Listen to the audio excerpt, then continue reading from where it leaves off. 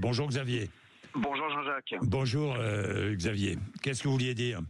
Eh ben Donald Trump, écoutez, ma foi, c'est un vrai cow-boy. Hein. Il fait ce qu'il dit ce qu'il fait, et puis surtout, il met un grand coup de pied dans la fourmilière de la mondialisation. Il redistribue les cartes des échanges internationaux, et il dit aux multinationales et aux mecs de Wall Street et du CAC 40 et d'ailleurs, bon les gars, les profits vont baisser parce qu'on va relocaliser de la production sur notre territoire. Donc vos profits vont baisser. C'est le jeu. C'est le jeu, ma pauvre Lucette, et finalement, la mondialisation, comme on l'a connue depuis 40 ans, elle est en train d'être complètement bousculée.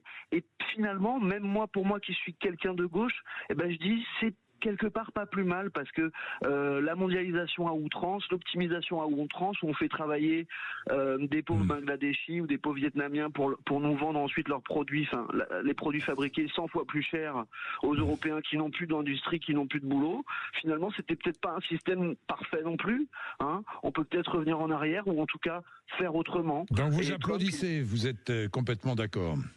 Je suis pas complètement d'accord sur la méthode, si vous voulez, parce que arriver comme ça, comme un bourrin, et dire c'est moi le plus fort, vous allez m'obéir, moi c'est pas ma façon de voir la politique, de concevoir la politique. Mais néanmoins, c'est quand même une ouverture vers un autre mode de fonctionnement économique au niveau international, et peut-être qu'il y a aussi des effets positifs qui seront le résultat de cette politique-là.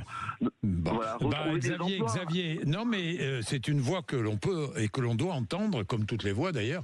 Quand même, je voulais remarquer au passage l'analyse d'Elon Musk. Vous savez ce qu'il a dit ? Parce que Trump est inspiré par son conseiller au commerce, Peter Navarro. Et Elon Musk a dit de Peter Navarro, cet homme qui a mis en place la politique américaine des droits de douane est un crétin, il est bête comme ses pieds.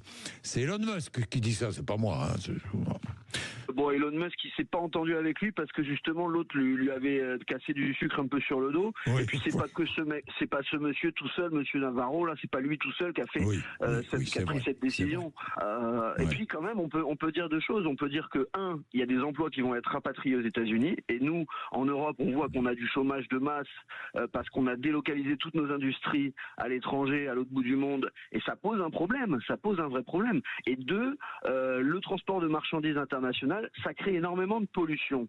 Donc on va récupérer des emplois. Enfin, si on fait pareil que Trump, on va récupérer certainement des emplois, moins pollués.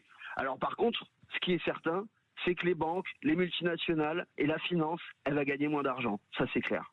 Bien, merci beaucoup Xavier. Il est 8h, vous êtes sur l'antenne de Sud Radio.